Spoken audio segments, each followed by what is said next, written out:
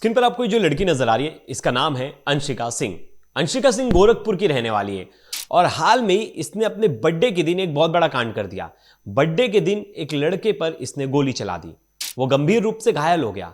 यहां तक लगा एक नॉर्मल विवाद है जिस विवाद में एक लड़की ने गोली चला दी, लेकिन जब इस लड़की के बारे में पुलिस जानकारी निकालने लगी और इसके बारे में इंफॉर्मेशन खंगालने लगी तो पता चला ये लड़की तो एक्सटॉर्शन गैंग चलाती है। 150 से ज्यादा लड़कों को इसने फंसाया है, उन्हें ब्लैकमेल किया है और उनसे पैसे उगाई की है। जिस लड़के पर गोली चलाई उसकी भी कंप्लेंट ये थी कि इसने उससे 20,000 रुपए उसे कहा कि फेक केस में फंसा दूंगी, 20,000 रुपए दो। फिर उस लड़के ने दे भी दिया, लेकिन उसके बाद में कहा सुनी और उसने उसको गोली मार दी। जब इसके मोबाइल फोन खंगाले गए तो 150 से ज्यादा वीडियोस मिले उसके मोबाइल फोन में, आपत्तिजनक। और यह भी बताया जा रहा है कि कई पुलिस वालों को भी इसने फंसा रखा था, उनसे भी इसने पैसे एक्सटॉर्ट कर रखे थे। मतलब ब्लैकमेलिंग का धंधा इतने खुलेआम चल रहा था जिसके शिकायत करने वाला कोई नहीं था, और जिसने सोचा मैं शिकायत करूंगा उसको इसने गोली मार दी। तो क्या है अंशिका सिंह की पूरी कहानी, कैसे ये लोगों को फंसाती थी, कैसे ब्लैकमेल करती थी, कितने पुलिस वालों को इसने फंसाया था, कितनी वीडियोस इसके मोबाइल से निकली, सब कुछ डिटेल में जानेंगे। क्या क्या केस है इस पर, इसकी पूरी कुंडली खंगालेंगे। नमस्कार, मेरा नाम है प्रेश पांडे और आप देख रहे हो क्राइम तक। गोरखपुर की एक लड़की अंशिका सिंह उर्फ अंतिमा, इसकी इंस्टाग्राम पर एक प्रोफाइल है, 7,000 से ज्यादा फॉलोवर्स हैं और 700 से ज्यादा जो हैं इसके पोस्ट हैं। उस पर ये रील्स डालती है म्यूजिकली गाने पर बनाकर, और इसे पसंद है अच्छे अच्छे कपड़े पहनकर अच्छी वीडियोस डालना, फोटोज खिंचाना और अच्छी लाइफस्टाइल जीना। इसके लिए इसने क्या किया, इसके लिए इसने गोरख धंधा शुरू कर दिया। जो दैनिक भास्कर की रिपोर्ट बताती है कि इसने लोगों को एक्सटॉर्शन करके उनसे पैसे कमाती थी। और इसी बीच और कुछ दिन पहले इसके बर्थडे पर इसने एक लड़के पर गोली चलाई थी और गोली में वो लड़का घायल हो गया था। घायल होने के बाद उसने पुलिस में शिकायत की। शिकायत में उसने क्या बताया, उसने बताया कि 20 तारीख को अंशिका का बर्थडे था और अंशिका बर्थडे में पहुंची थी मॉडल टाउन और वहां मैं पहुंचा था और हम दोनों की तू तो मैं हुई। तू तो मैं में इसने मुझे गोली मार दी। लेकिन गोली मारने का कारण क्या था और ये अंशिका से मिला कैसे, तो ये जो कंप्लेनेंट है विशाल बताता है कि मैं द्विवेदी चाइल्ड केयर हॉस्पिटल में मैनेजर के पद पर कार्यरत हूं और काम करते करते बीच में एक दिन जो अंशिका है वो अपने एक दोस्त बंटी वर्मा के साथ हॉस्पिटल आती है। वहाँ उनकी मेरे से बातचीत होती है, दोस्ती होती है और हमारी धीरे धीरे बातचीत बढ़ जाती है और ऐसे में ही हम लोग नंबर एक्सचेंज करते हैं। फिर कुछ दिन बाद हमारी बातचीत और बढ़ जाती है, वो अंशिका सब तरह की बातें करने लगती है। फिर अचानक कुछ टाइम बाद वो हॉस्पिटल आती है और वापस से बंटी के साथ आती है और बोलती है चल बाहर चल, मुझे लगता है कुछ नॉर्मल काम होगा। मैं बाहर जाता हूँ तो मुझे गाड़ी में बिठाते हैं और मुझे पिस्तल दिखाते हैं और पिस्तल दिखा के बोलते हैं ये तूने जो मेरे साथ चैट किया है, बात की है ना, सब वायरल कर दूंगी और तेरा नाम झूठे केस में फंसा दूंगी कि तूने मेरा रेप किया है। ये सुनते ही विशाल तुरंत डर जाता है कि अरे यार, अगर ये मुझे फंसा देगी मेरा तो करियर डमाडोल हो जाएगा, लोग मेरे बारे में क्या क्या सोचने लगेंगे, घर पे बदनामी होगी। बहुत कुछ सोच लिया और वो डर गया। विशाल मिश्रा ने बोला कि चलो यार भला टले, इसको 20,000 रुपये दे दो। और उसका बर्थडे था, उसके बर्थडे पे खर्चा करने के लिए उसे पैसे चाहिए थे। अब ऐसे में उसने 20,000 रुपये दे दिए।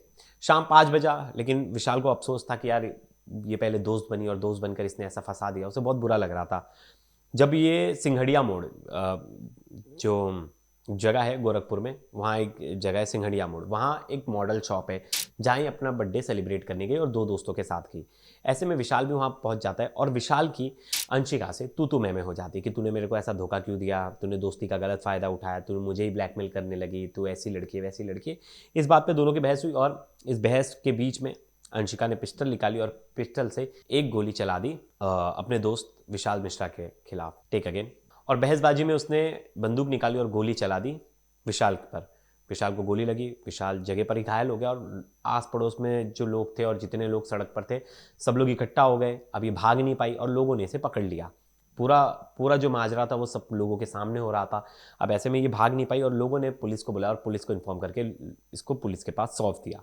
पुलिस ने इसे अरेस्ट कर लिया, बाकायदा पुलिस ने फिर जांच शुरू कर दी। अब पुलिस ने जब जांच शुरू की तो पुलिस को बहुत सारे हैरान कर देने वाले जो मामला थे वो इसके बारे में पता चले कि ये ऐसा नहीं है कि ये नॉर्मल ऑफेंडर है, ये रेगुलर ऑफेंडर है। मतलब इसने बहुत सारे ऑफेंड किए हैं और इसका काम ही यही था कि ये पहले लोगों को फंसाती थी, ब्लैकमेल करती थी, बाद में उनसे पैसा एक्सटॉर्ट करती थी।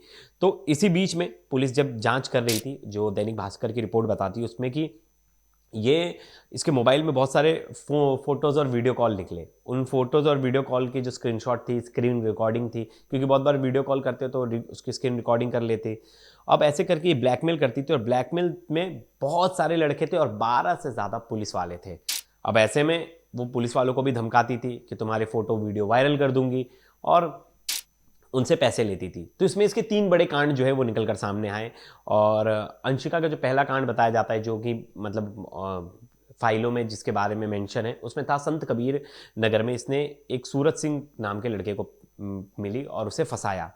फिर धीरे धीरे उससे बातचीत की, उससे दोस्ती बढ़ाई, उससे वीडियो कॉल किया, ये सब चीज़ें की, और बाद में उसको धमकाने लगी कि तुझे पॉक्सो केस में फंसा दूंगी और तुझे जेल में बंद करवा दूंगी। इसके बाद ये डर गया और इसने उसको पैसे दे दिया और हाथ छुड़ा लिया, पीछा छुड़ा लिया कि भाई बला टली। इसके बाद इसने खलीलाबाद में एक प्रियांशु नाम का एक लड़का था, उससे भी दोस्ती यारी की, उसको भी अपने जाल में फंसा और उसको भी कहा कि तेरे को फेक केस में फंसा दूंगी। जिसके बाद उसने भी डरकर 50,000 रुपये दे दिए और प्रियांशु ने बाकायदा सीएम पोर्टल पर जाकर इसकी शिकायत भी दर्ज कराई। सोचिए, इतने सारे 2 लड़कों को अब तक फंसा दिया। अब तीसरा केस आता है इसके मकान मालिक का। और मकान मालिक परेशान हो गया था, ये हर दूसरे दिन किसी नए लड़के को लेके आती थी।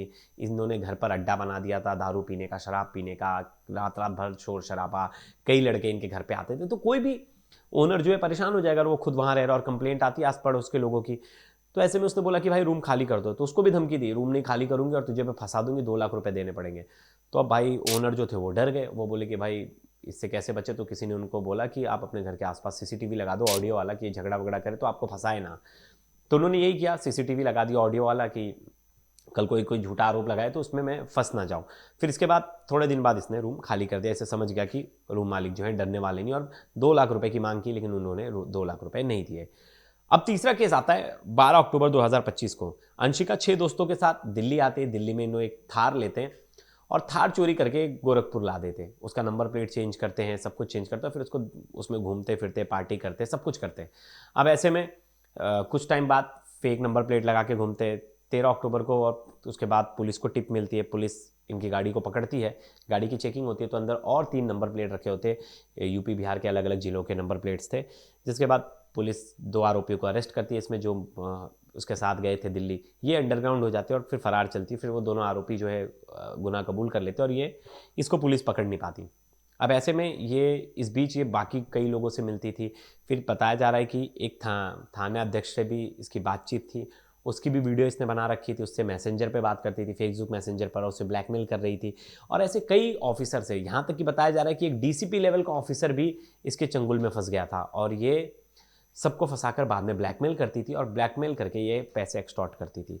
अभी तक ये मामला कभी खुलता नहीं, क्योंकि बहुत लोग शर्म के मारे सामने भी नहीं आते। अगर वो ब्लैकमेल का शिकार भी हुए तो अगर वो बाहर ये मामला आएगा तो एक तरह से वो सोचते हैं हमारी बदनामी होगी, क्योंकि हम किसी न कोई पता चला किसी का पति है, कोई शादीशुदा है, किसी की पहले से कोई गर्लफ्रेंड है, और ऐसे में ये उन लोगों की लाइफ में जाती थी जिन्हें शर्म हो, जिन्हें डर हो कि ये डर के मारे मेरे बारे में कंप्लेन ना करे, और ऐसे लोगों का फ़ायदा उठाती थी। इसमें सरकारी अधिकारी थे और बहुत सारे लोग थे जिनका नंबर इनके मोबाइल में था, और 150 से ज़्यादा इसके मोबाइल में से फ़ोटोज़ मिली है।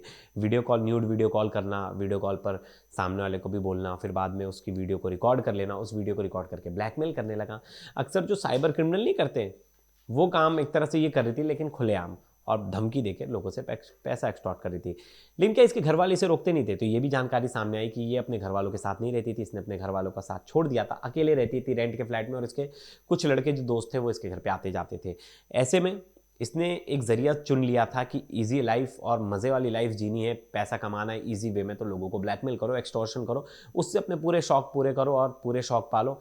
और यही कर रही थी अंशिका, पूरे शौक पूरी कर रही थी। अब देखिए जेल में, पुलिस की कस्टडी में है, और शायद मुझे लगता है कि इस खबर के बाद बहुत सारे लोग सबक लेंगे। जो लड़कियां सोचती हैं कि इस तरह की चीज़ों को अगर आप टूल बना लोगे, हथियार बना लोगे पैसा कमाने के लिए, तो जिन लड़कियों को सच में न्याय चाहिए, लोग उन पर भी सवाल खड़े कर देंगे कि अरे आए दिन तो ऐसे फेक केस होते हैं, फर्जी केस होते हैं।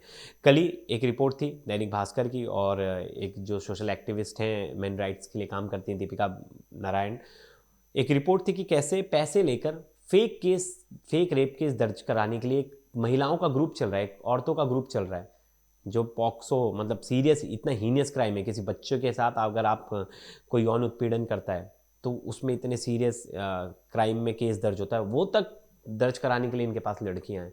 सोचिए मतलब क्या युग आ गया है कि मतलब रेप केस को टूल यूज़ किया जा रहा है कि आदमी एक बार इसमें फंस गया तो बदनामी होगी, जेल जाएगा और कभी बाहर नहीं निकलेगा। और बहुत ईजी है, कोई भी किसी को फंसा सकता है और कोई सुरक्षित नहीं है, कोई भाई और कोई पुरुष सुरक्षित नहीं है। तो ऐसे में सरकार को भी कुछ सोचना चाहिए और फेक केस करने वालों पर सख्त कार्रवाई होनी चाहिए। जो लोग ये फर्जी मुकदमे दर्ज कराते हैं, बाद में अगर लड़का बरी हो जाता है तो जिस लड़की ने फर्जी मुकदमा दर्ज कराया है उनके खिलाफ भी स्ट्रिक्ट एक्शन होना चाहिए, जो इसको एक्सटॉर्शन का धंधा बना चुकी है। ऐसे कई केसेस आए हाल फिलहाल में, मैंने खुद कवर किए। जयपुर से एक केस था, पंजाब से एक केस था, हरियाणा से एक केस था। तो कई केस थे एक्सटॉर्शन के कि कैसे एक्सटॉर्शन के जरिए डरा धमका कर पैसे वसूले जा रहे थे। और मुझे लग रहा है कि जहाँ ये केसेस आए थे लड़कियों के हक के लिए कि उनके साथ इतनी ज़्यादा ज़्यादती हो रही है, अब वो एक टूल बन गया है पैसे कमाने का। और कई ऐसी लड़कियां हैं जो इसका यूज़ करके बाकी लोगों को बदनाम कर रहे हैं। तो दोस्तों इस वीडियो पर आपकी क्या राय ज़रूर बताइएगा। तब तक के लिए धन्यवाद।